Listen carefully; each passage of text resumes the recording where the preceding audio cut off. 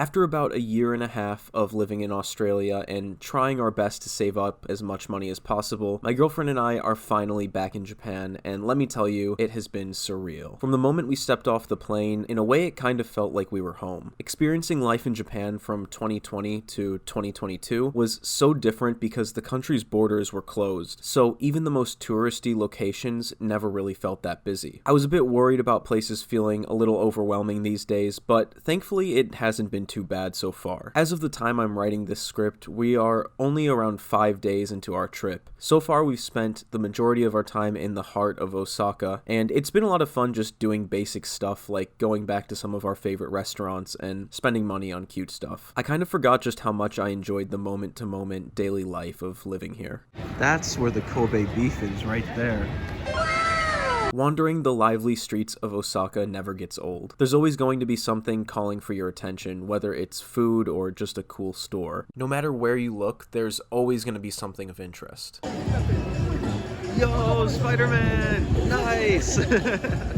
Of course, one of my favorite things about Japan is the retro gaming scene. At this point, it's no secret that retro games are more readily available in Japan than pretty much everywhere else in the world, and as I've documented on my channel in the past, they are usually much more affordable. However, it seems like prices have gone up a bit since the last time I visited Osaka specifically, probably due to the huge increase in tourism ever since the borders opened last year, and the increased interest in retro gaming as a hobby in general. When I was living in Japan, I was able to find good deals even in the touristy areas like Osaka pretty regularly, even as late as 2022. I always noticed that prices were a little bit higher here, and that goes for Tokyo as well, but if my memory serves me right, certain things never used to be this expensive. It's still nothing as ridiculous as what you'd pay for the stuff outside of Japan, but in the more touristy areas, it's starting to get up there. I'll never forget the first time I came to Osaka back in 2018, and I paid roughly $3 for a copy of Pokemon Colosseum,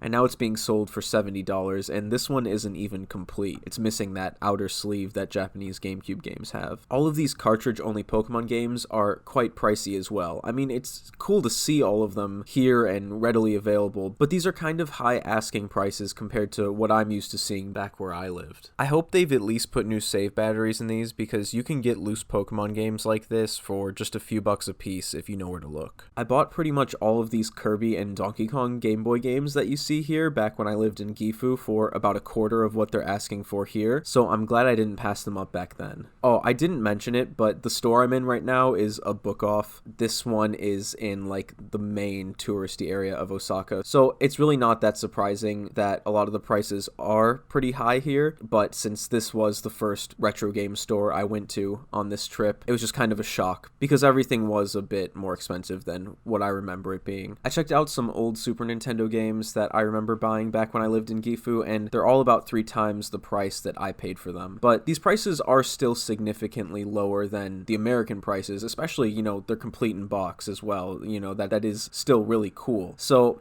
I'm sure this stuff still feels like a deal to people visiting from overseas. But for me, there was nothing that I could really justify purchasing for myself at this store. I am planning on doing a lot of thrifting outside of the city in the coming weeks, so make sure you're subscribed if you don't want to miss that. It's honestly a good thing that I didn't spend any money here, because it means that I have more money for when I do find some good deals, and of course gacha machines. I find these things way too hard to resist sometimes, but I mean, I just can't help myself whenever I see cute stuff like Kirby or Sleepy Pokemon. Alright, we want this one.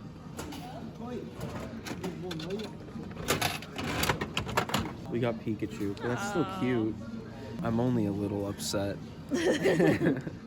As much as I love hunting for games while I'm in Japan, Nadia and I always have a lot of fun thrifting for clothes and also just cute home goods and collectibles. Once again, a lot of the places here in the city are a bit more expensive than what we were used to back in Gifu, except for this really cool unstaffed store where they just trust you to pay for whatever you pick out using this vending machine. Nothing costs more than $30 here, and Nadia bought this really nice denim jacket. And don't worry, she actually paid for it, unlike this guy. We used to love going thrift shopping when we lived in the countryside, and I'm so sad that I didn't really record much footage back then, but I'm gonna make up for it in this video series that I'm doing, so So I hope you're looking forward to that, because I am. Anyway, I didn't really buy any video game related stuff in the main part of Osaka, except for this cute Pikmin bag that I'll probably never use. I'll just give it to Nadia so I can at least see it in action though. I almost bought these Paper Mario strategy guides just for the artwork, but I decided to exercise some self-control and put them back. I'm gonna be in Japan for a while, so I'm gonna try my best not to impulse buy everything I see. But one really cool thing that I saw locked away was this DS Lite. I had never seen it before, and they were selling it for about 4,500 USD. Apparently, it's from some raffle that happened back in 2008 through the Pokemon Dice Key Club. It's estimated that only around 100 to 500 of these exist, according to the Console Variations website. So it's pretty cool that I got to see one in person. I mean, obviously I didn't buy it because I could literally buy a car for that much money, but you know, it was cool to be in the same room as it.